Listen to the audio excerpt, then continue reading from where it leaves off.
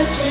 நாளை நல்ல நாளை என்ற நம்பிக்கை உண்டாச்சு அச்சம் அச்சம் இல்லை இனி அடிமை என்றும் இல்லை